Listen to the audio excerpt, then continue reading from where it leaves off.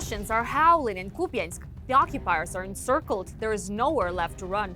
Cut off, pressured from all sides, and stripped of maneuver, the enemy is facing the consequences of its own advance. Escape routes are blocked, positions are collapsing, and panic is setting in where confidence once stood. The enemy continues to rely on infiltration tactics, using fog as cover to slip into Kupiansk from the north. They move, stop, hide, and gamble on luck. But they missed one crucial detail. The eyes of the drone operators from the Knyazivska Brigade see much farther than the invaders expect. The outcome of this sortie was grim for the occupiers. Eliminated Gaz-66 truck, Buggy civilian car, 2 enemy soldiers. The terrain didn't save them. A Chinese-made MLRS used by the occupiers has been successfully hit. It was hunted down by pilots of the 3rd Army Corps in the Liman direction. In addition, Ukrainian forces struck an enemy IFV, motorized equipment, and groups of Russian troops. This was payback from the operators of the Phantom unit of the 60th Separate Mechanized Brigade. Targets found, targets destroyed. The work continues. Operators of the Lazars Group Special Unit of Ukraine's National Guard went on the hunt and burned the Russian TOS-1A Solntepek. This system was spotted in action by aerial reconnaissance teams from the 32nd Separate Mechanized Brigade, who detected it while it was firing and promptly passed the coordinates to the special operators. Tracked, exposed, destroyed. Operators of the Ronin UAV group from the 65th Separate Mechanized Brigade delivered a powerful strike on the Zaporizhia direction, destroying 2 high-value enemy assets. During a coordinated combat mission, Ukrainian drone pilots successfully burnt a P-18 Terek radar system, which the enemy used to detect aerial targets and coordinate air defense activity. Neutralizing this radar significantly degrades the occupiers' situational awareness and weakens their ability to respond to air and drone threats. In the same operation, the Ronins also hit a Tor M2 surface-to-air missile system, one of Russia's most modern short-range air defense platforms designed to counter drones, aircraft, and precision-guided munitions. Enemy radars blinded, air defense breached. The Zaporizhia direction remains under constant Ukrainian fire.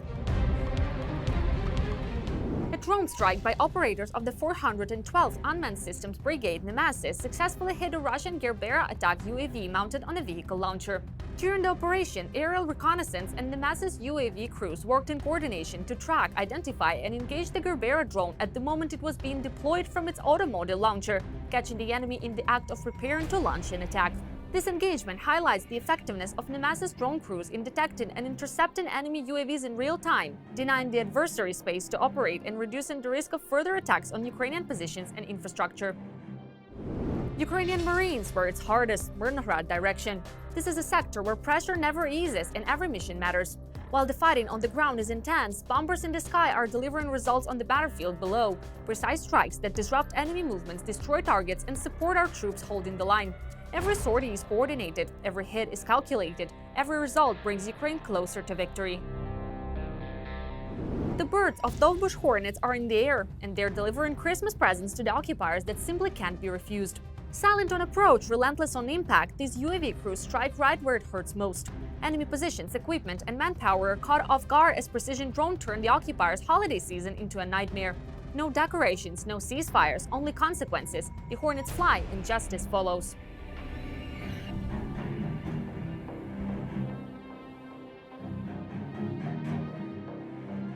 Vovchansk direction, enemy rare. Fiber optic drones of the 57th Separate Motorized Infantry Brigade are watching closely, exactly where the occupiers allow themselves to relax and believe they are safe. These drones go where others can't. Electronic warfare won't help. The so-called rare won't save them. The terrain offers no cover. Thanks to fiber optic control, Ukrainian UAVs remain connected, precise, and unstoppable, even in environments saturated with jamming. Every movement is tracked. Every hideout is exposed. What the enemy consider a safe zone quickly turns into a trap. The occupiers are found under any conditions, day or night, in fog or cover, deep behind the line or on the move, and the outcome for them is always the same. The 1st Assault Regiment, working in close coordination with adjacent units, successfully repelled an enemy assault by a column of heavily armored vehicles on the Dobropila direction. The enemy attempted to break through using so-called armored barns, vehicles packed with armor in a bid to push forward under fire. Ukrainian defenders detected the assault in time, engaged the column with coordinated fire, and halted its advance before it could reach Ukrainian positions. Precise strikes, effective coordination between units, and disciplined battlefield control turned the enemy's push into a failure. The assault was stopped, the threat neutralized, and the line held. The Dobropila direction remains under Ukrainian control. The UAV strike unit of the 67th Separate Mechanized Brigade Iron Falcons has shared another operational report from the areas of Berezove and Sosnivka. Working methodically and with precision, the brigade's drone crews continue to dismantle the enemy's presence step by step.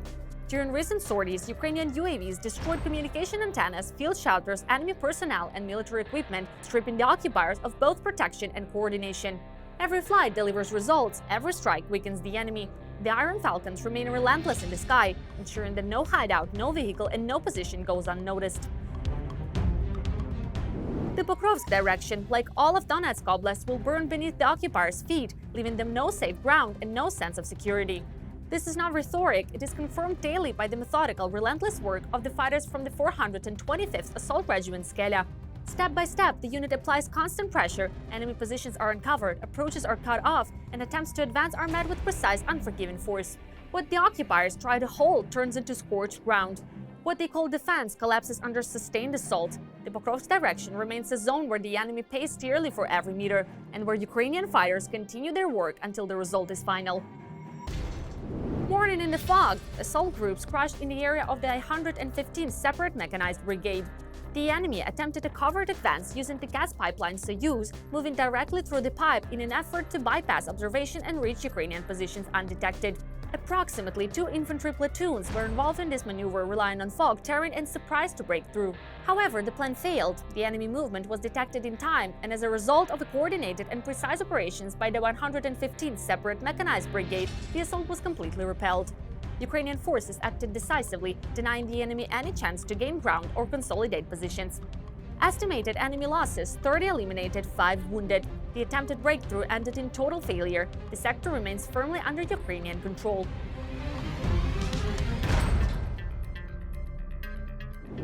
Fighters of the Artan Special Unit of the Defense Intelligence of Ukraine have released footage of local offensive actions in the Liman axis carried out jointly with the Troika unit. The video captures the dynamic phase of a carefully planned and coordinated operation aimed at disrupting and dismantling enemy defensive positions in this sector. Acting with precision and clear coordination, Ukrainian forces advanced on enemy strong points, applying pressure at the right moment and exploiting weaknesses in their opponent's defenses. As a result of the operation, enemy positions were successfully seized. The opposing forces suffered decisive losses, some were eliminated on the battlefield while others were taken prisoner. The outcome once again demonstrates the effectiveness of well-prepared local offensives, close cooperation between units, and the ability of Ukrainian forces to impose their will on the enemy even in heavily contested areas. Everything that is unfolding on the front line and in the areas surrounding it at this very moment, the latest developments, active combat actions, tactical shifts, and key events shaping the battlefield, is brought together in our comprehensive overview. We break down what is happening right now, where the situation is changing, and what it means in real time. Watch now.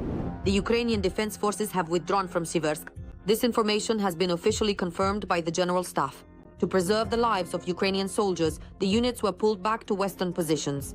The city remains under the fire control of the Ukrainian armed forces. Analysts had been acknowledging for several weeks that the fall of Siversk was only a matter of time. The Russians, despite suffering enormous losses, are not experiencing a shortage of manpower and have been pressing the city from both the north and the south.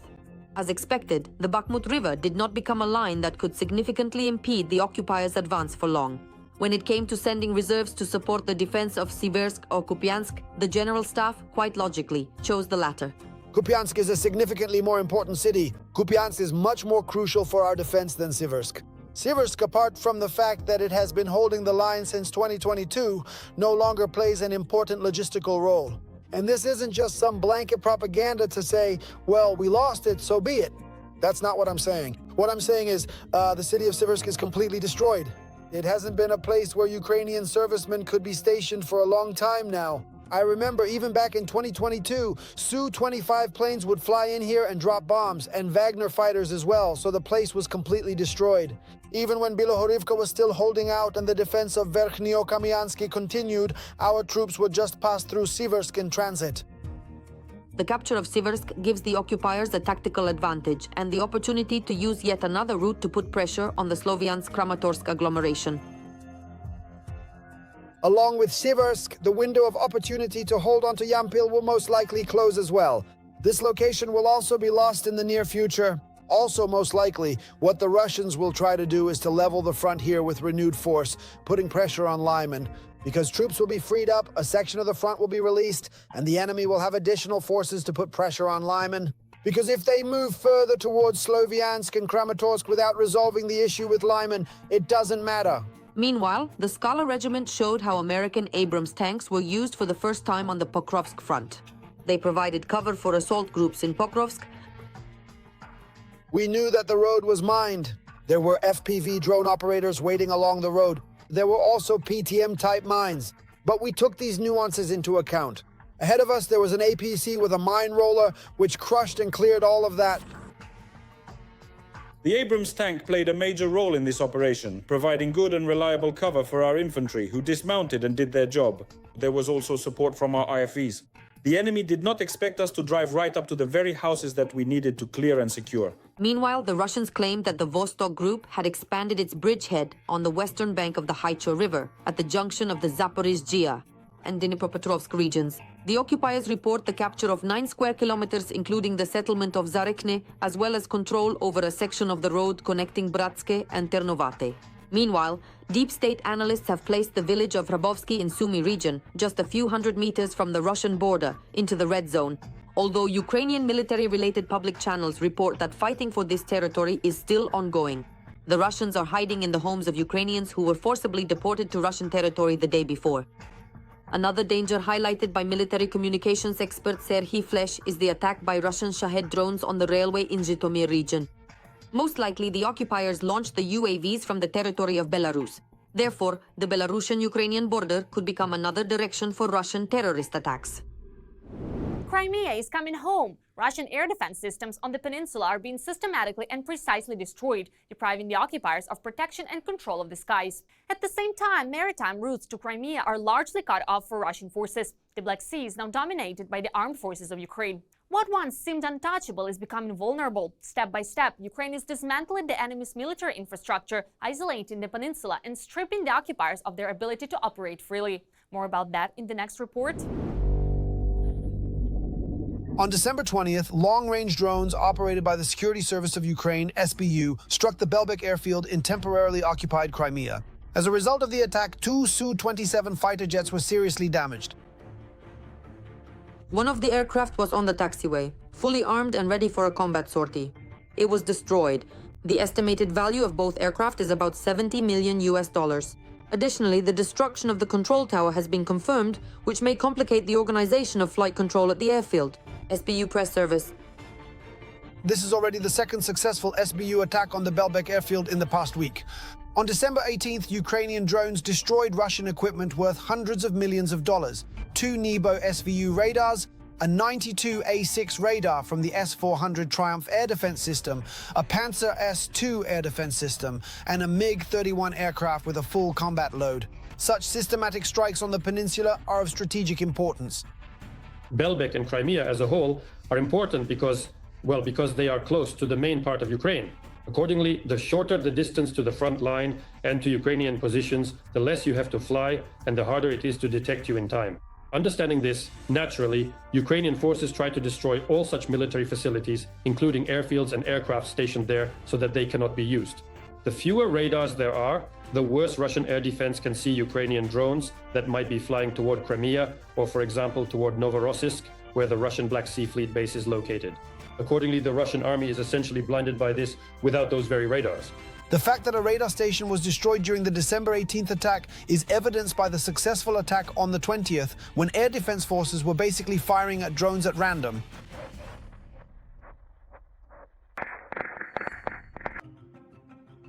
Back in 2021, Belbek was the most important Russian airbase in Crimea. Up to 46 Su-27 and Su-30 fighter jets from the 38th Fighter Aviation Regiment were stationed here, along with a contingent of about 10 Su-34 fighter bombers and a number of support aircraft and helicopters, numerous radars and air defense systems. Now, almost all military aircraft have been removed from the peninsula, and those that remain are systematically being destroyed by the Ukrainian armed forces. Now we can talk about this particular Varshavyanka class submarine. This is not the first loss of a Russian submarine in this war. They were indeed the very first country since the end of World War II to tragically lose a submarine in active combat operations, and now, quite astonishingly, they've already tragically lost 2 of these vital vessels. For obvious reasons, the Russians haven't left anything valuable from their fleet in Crimea. The main reason the remnants of the Black Sea Fleet still exist is their mobility and stealth. In terms of mobility, this means constantly changing their anchorage. The ships are constantly being moved around the harbor or taken out of the base if they realize we're about to strike. Dmytro Pletenchuk, spokesperson for the Ukrainian Navy. Due to the lack of sufficient air defense and radar systems on the occupied peninsula, which the Ukrainian armed forces are systematically knocking out, the neighboring Krasnodar region, specifically Novoazovsk, is also suffering. That's where the remnants of the Black Sea Fleet are stationed. Recently, Ukrainian forces managed to seriously damage a submarine. Russia has become the first country in the world since World War II to lose a second submarine as a result of combat operations. This is a very convenient location for knocking out Russian air defense assets. These are not only radar stations, but also anti-aircraft missile systems. Even the radar for the unique S-500 was destroyed there. The work is being carried out methodically, and the enemy cannot help but defend the military facilities it has on the occupied peninsula. And they are forced to reinforce and replenish their air defense losses. Oleg Kotkov, military expert, editor-in-chief of Defense Express. In addition to strikes with Ukrainian weapons, the armed forces of Ukraine are systematically hitting military targets on the peninsula with Western weapons, and no special permission is needed for this, since Crimea is internationally recognized as Ukrainian territory. Currently, Crimea is under the fire control of the defense forces. The Russian occupiers are simply forced to withdraw both ships and aircraft from the peninsula as their equipment is being systematically destroyed. That's all for now. If you believe the world should know the truth about this war, make sure to subscribe, like and share this video so everyone can see what Ukraine is fighting for. Together we're stronger, together we bring victory closer.